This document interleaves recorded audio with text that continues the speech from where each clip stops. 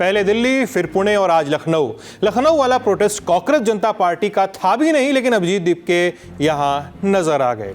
तो क्या ये मान लिया जाए कि अब जहां भी प्रदर्शन होगा कांग्रेस जनता पार्टी वहां पे नजर आ जाएगी, अभिजीत दीपके वहां भी नजर आ जाएंगे और कांग्रेस जनता पार्टी राजनीति भी करेगी और यूथ प्रेशर ग्रुप की तरह काम करेगी? तो कितना करेगी? ये सारे सवाल हैं। ये भी कि एक्टिविज्म ही उनकी पॉलिटिक्स है। आज इन्हीं सवालों के जवाब तलाशेंगे। लखनऊ में छात्रों ने प्रोटेस्ट क्यों किया ये भी देखेंगे और बात अहमदाबाद प्लेन क्रैश की भी करेंगे। 1 साल बीत गया, लेकिन अब तक ये पता नहीं चल पाया कि आखिर 260 लोगों की जान किस वजह से गई थी। इसके अलावा मीनाक्षी नटराजन की याचिका सुप्रीम कोर्ट ने क्या कह के खारिज कर दी और अब ममता बनर्जी पर FIR क्यों हुई है, ये सब भी जानेंगे। नमस्ते, हम सिद्धांत और आप देखना शुरू कर चुके हैं Lalan top show. Brought to you by Sharda University and Saluja Gold. Where the software engineer meets the gifted content writer. The world comes together at Sharda University. NEET paper leak और CBSE में गड़बड़ी, ये दो खबरें केंद्र सरकार के गले की फांस बनी और ये मामला अभी शांत भी नहीं हुआ और उत्तर प्रदेश के लखनऊ में आज छात्र जुट गए। इको गार्डन में छात्रों और कॉम्पिटिटिव एग्जाम्स में तैयारी करने वालों ने प्रदर्शन किया। परीक्षाएं तो अलग थीं, लेकिन समस्याएं पहले जैसी ही थीं।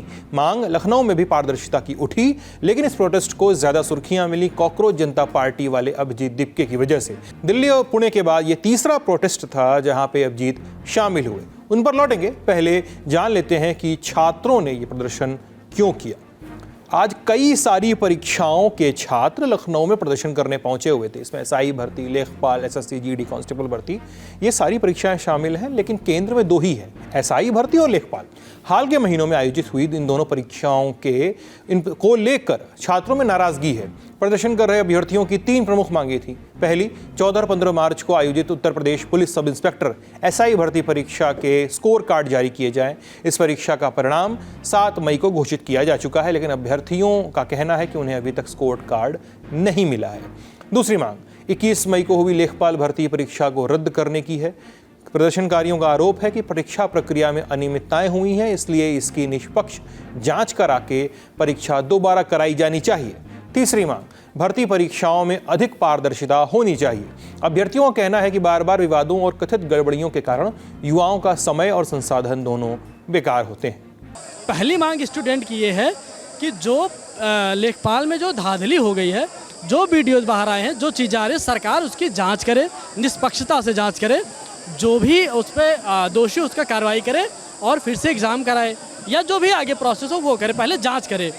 दूसरी बात यह है कि जो SI का पेपर हुआ और जब अभी रिजल्ट है उसमें वो स्कोर कार्ड दे दे। अब मान के चलो कि एक बच्चा 10 नंबर कम ला के सिलेक्ट हो रहा है, एक बच्चा 10 नंबर ज़्यादा ला के भी सिलेक्ट नहीं हो रहा, तो बच्चे को ये तो पता चले कि मेरी कमी कहाँ रही। अगर मेरे 2 नंबर कम है, 3 नंबर कम है, कितने नंबर कम है, तो मैं उस तरह मेहनत करूँ कि मैं अगली बार उस चीज़ को मैं पूरी कर सकूँ। टाइम्स ऑफ इंडिया ने एक पुलिस अधिकारी के हवाले से रिपोर्ट किया है कि 12 जून से 18 जून तक लखनऊ के इको गार्डन में प्रदर्शन की परमिशन मांगी गई थी, लेकिन पुलिस ने सिर्फ आज की परमिशन दी, सुबह 10 बजे से शाम 4 बजे तक के लिए। इस प्रोटेस्ट में छात्रों के साथ टीचर्स भी शामिल थे। हमने आपको उनके बयान सुनाए भी, लेकिन इसी प्रोटेस्ट में सुर्खियां बटोरी कांग्रेस जनता पार्टी वाले अभिजीत दीपके ने भी। ये प्रोटेस्ट उन्होंने ऑर्गेनाइज तो नहीं किया था ना उनकी पार्टी ने, इसमें कांग्रेस जनता पार्टी के समर्थक और दीपके लेकिन शामिल हुए थे।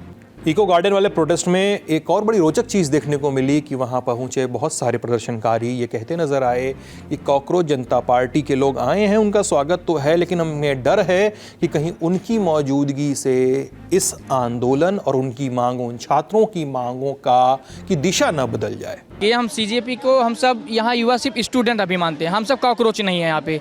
वो हमारे प्रोटेस्ट को वो चाहते हैं कि ख़राब हो जाए। वो कहते हैं कि हम युवाओं के समर्थन में हम ये करेंगे। दिल्ली में आप बताइए सक्सेसफुल हुआ, सिर्फ प्रोटेस्ट किए, कुछ नहीं उसका हल नहीं करा। यहाँ पे हम सब 2023 में प्रोटेस्ट किए, हम सबको उसका परिणाम मिला। पेपर लीक हुआ था, उसको रद्द किया गया। नहीं, जो परिणाम की बात कर रहे हैं वो तो अभी ये बहुत नए हैं ना, ये जज करना अभी बहुत जल्दबाजी होगी कि परिणाम मिला कि नहीं मिला। बिल्कुल नए हैं, इसीलिए हम सब एक दिन में हम सब परिणाम ले लिए थे। सर हमारा ये मुद्दा नहीं है कि योगी आदित्यनाथ इस्तीफा दे दें, शिक्षा मंत्री, हमें नहीं, हमें सिर्फ निष्पक्ष, हमें अपना न्याय चाहिए। वो हमारा न्याय कर दें, हम उनके साथ में, प्रशासन के साथ में, सरकार के साथ में है।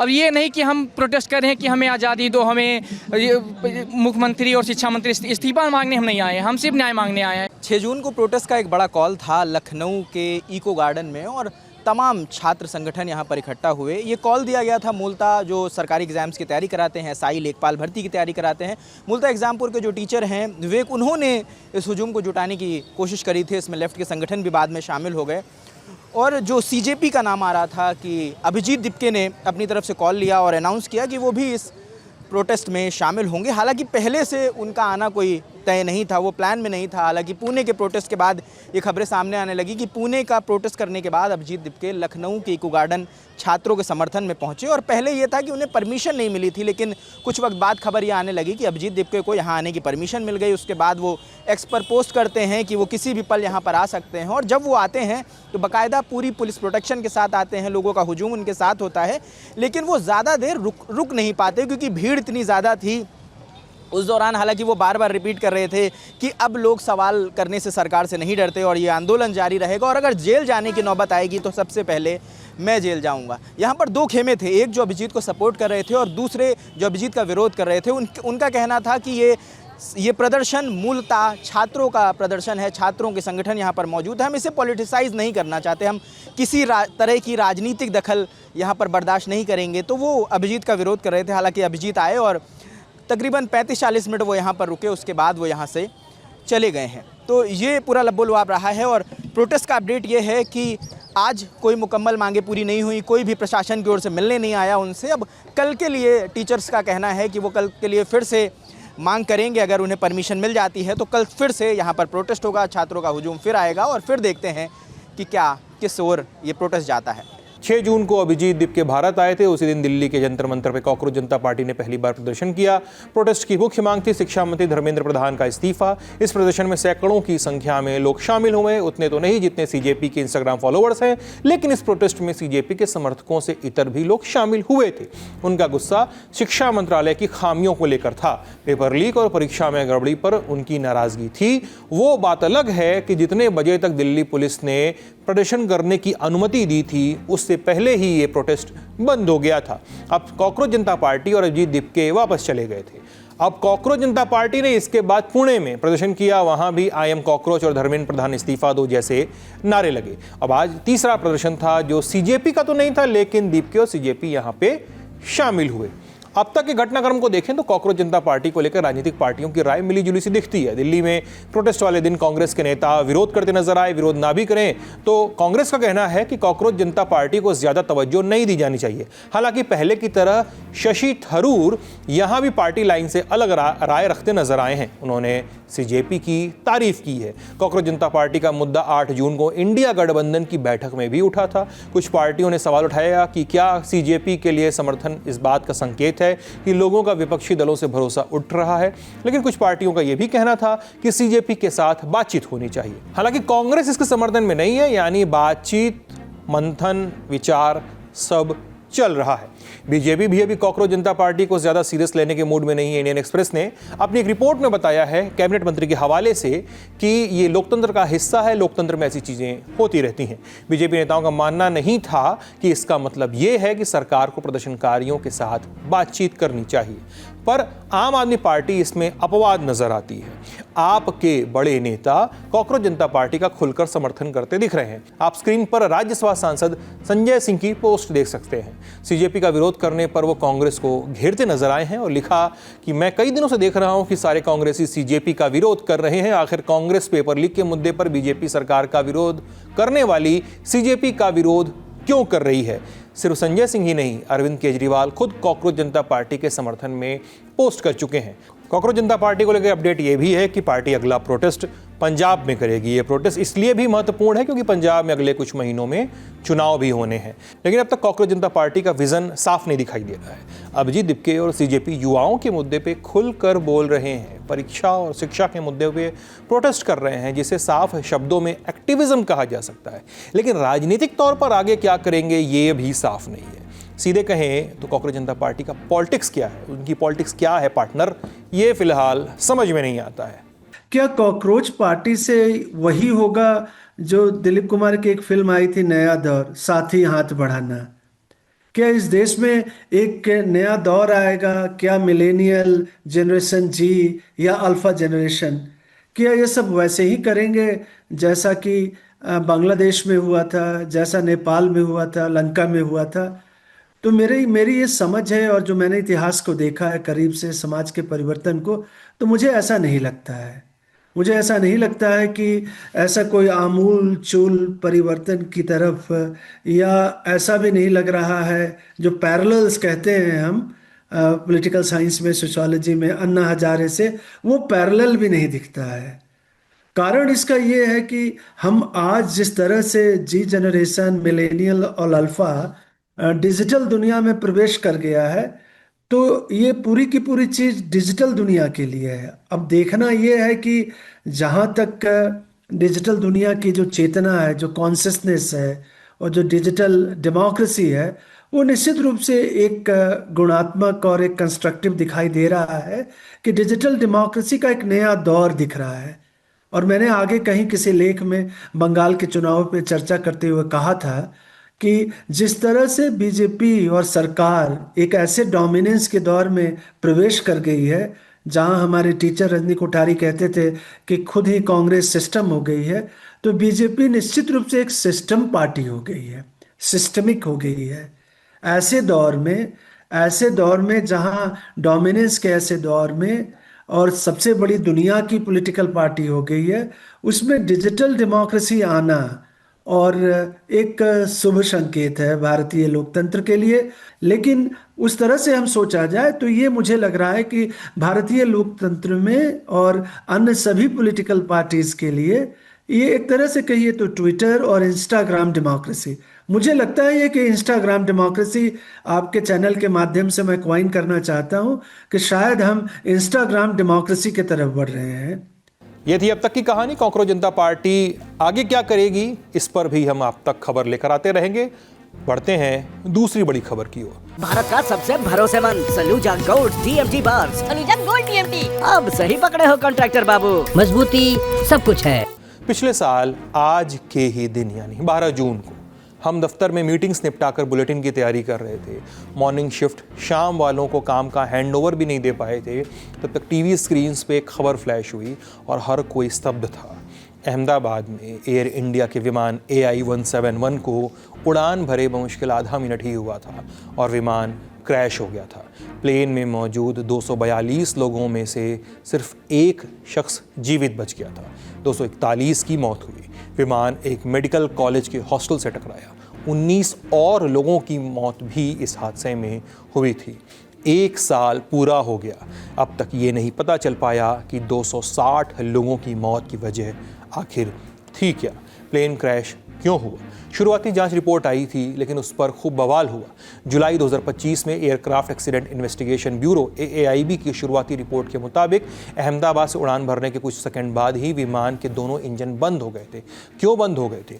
रिपोर्ट के मुताबिक दोनों इंजन के फ्यूल कंट्रोल स्विच रन की जगह कट ऑफ हो गए थे। रन मतलब इंजन को फ्यूल सप्लाई हो रही है, कट ऑफ मतलब इंजन को फ्यूल मिलना बंद। और हादसे के वक्त दोनों इंजन की फ्यूल सप्लाई बंद हो गई थी, ऐसा प्रिलिमिनरी रिपोर्ट में सामने आया था। इन्वेस्टिगेशन में पाया गया कि बाद में इन फ्यूल कंट्रोल स्विचों को फिर से ऑन किया गया, रन पोजीशन में लाया गया और इंजनों को दोबारा चालू करने की कोशिश हुई, लेकिन प्लेन के दोनों इंजन को रिकवर नहीं किया जा सका। विमान को संभाला नहीं जा सका और प्लेन क्रैश कर गया। शुरुआती जांच रिपोर्ट के मुताबिक कॉकपिट की वॉइस रिकॉर्डिंग में एक पायलट दूसरे से पूछता सुनाई दिया था कि फ्यूल सप्लाई क्यों बंद की। दूसरे पायलट ने जवाब दिया कि मैंने नहीं किया। इस रिकॉर्डिंग के आधार पर इस बात को लेकर कई तरह की अटकलें लगाई जाने लगी कि क्या किसी पायलट ने गलती से या जानबूझकर फ्यूल स्विच बदले थे, फ्यूल सप्लाई बंद की, या फिर कोई टेक्निकल, मैकेनिकल या सॉफ्टवेयर की गड़बड़ी थी जिसकी वजह से ऐसा हुआ। पर AAIB की रिपोर्ट में कहीं भी ये नहीं कहा गया कि किसी पायलट ने खुद अपने हाथ से स्विच को बंद किया था। पर कुछ वेस्टर्न मीडिया ने खबर ज़रूर चला दी कि जांच एजेंसियां इस बात पर फोकस कर रही हैं कि किसी पायलट ने जानबूझकर फ्यूल कट ऑफ किया था। पायलट संगठनों और कई एविएशन एक्सपर्ट्स ने इन आरोपों पर कड़ी आपत्ति जताई। बिना पर्याप्त सबूत के पायलटों पर शक करना सही नहीं था। खुद AAIB को भी कहना पड़ा था कि ऐसा नहीं हुआ है। यानी प्राइमरी फाइंडिंग से यह साबित हुआ जो कि हादसा किसी पायलट की जानबूझकर फ्यूल सप्लाई कट ऑफ से हुआ होगा, ऐसा नहीं हुआ है। ये बाद में AAIB को कहना पड़ा।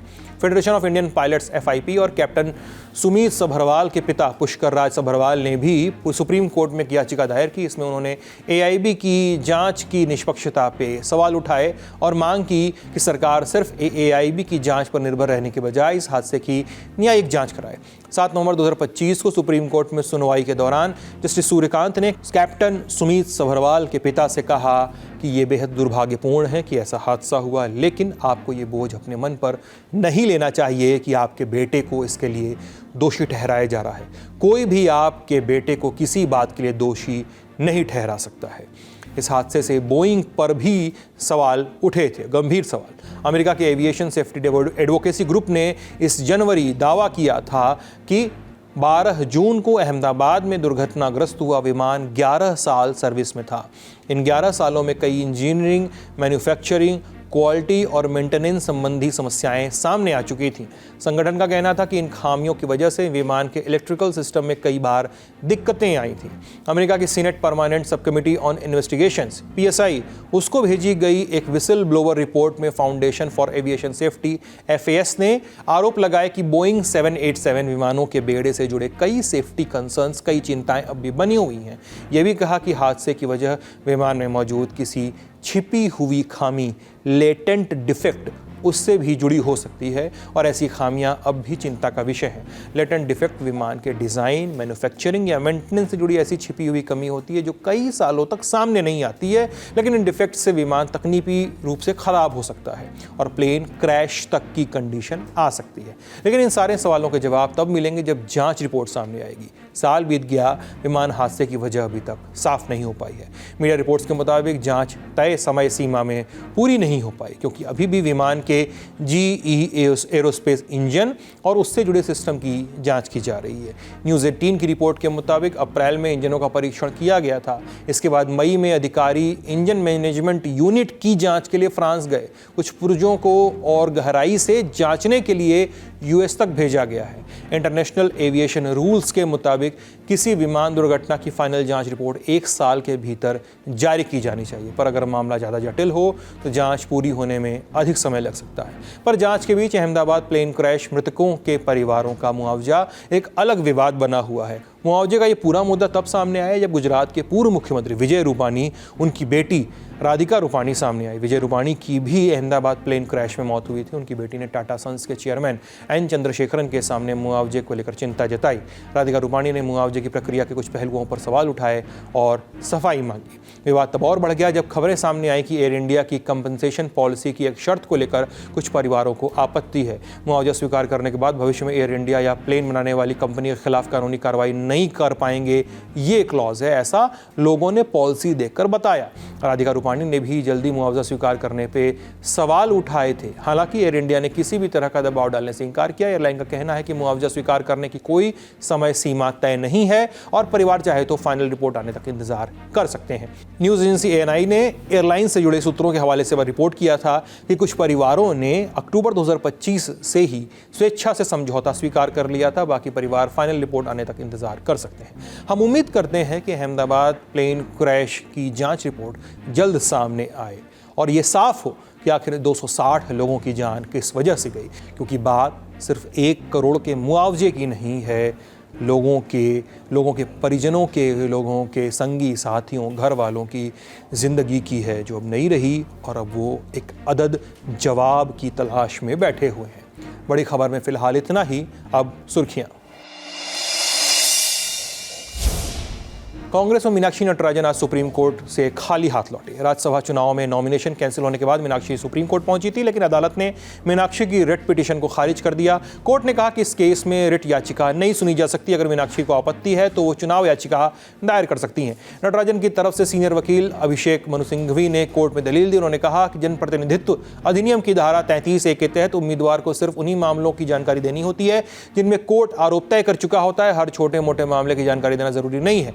केस की सुनवाई जस्टिस पीके मिश्रा और जस्टिस एएस चंदूरकर की बेंच ने की। बेंच ने 1952 के एनपी पुन्नुस्वामी बनाम रिटर्निंग ऑफिसर केस का हवाला दिया, जिसके तहत एक बार जब चुनाव का प्रोसेस शुरू हो जाता है तो कोर्ट बीच में नहीं आता। अगर किसी उम्मीदवार का पर्चा गलत तरीके से रद्द हुआ है तो वो चुनाव पूरा होने के बाद अदालत का दरवाजा खटखटा सकता है। उस केस में चुनाव याचिका दायर की जा सकती है। कोर्ट ने भारतीय संविधान के अनुच्छेद 329B का हवाला दिया, माने चुनाव पर तब तक कोई सवाल नहीं उठाया जा सकता जब तक कि चुनाव प्रक्रिया खत्म न हो जाए।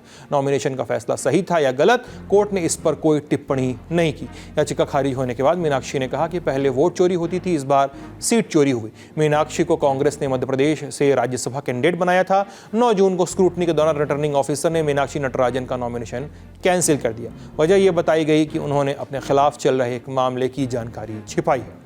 अगली सुर्खी तृणमूल कांग्रेस से जुड़ी हुई है। एक लिस्ट फिर से सामने आई है। इसमें कुछ सांसदों के नाम है, कुछ के हस्ताक्षर हैं।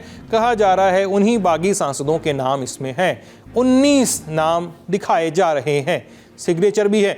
लिस्ट आप स्क्रीन पे देख सकते हैं। लेटर में तारीख लिखी है 18 मई। लोकसभा स्पीकर को यह लेटर भेजकर बागी सांसदों ने मांग की है कि वे संसद के अंदर टीएमसी से अलग अपना एक गुट बनाएंगे।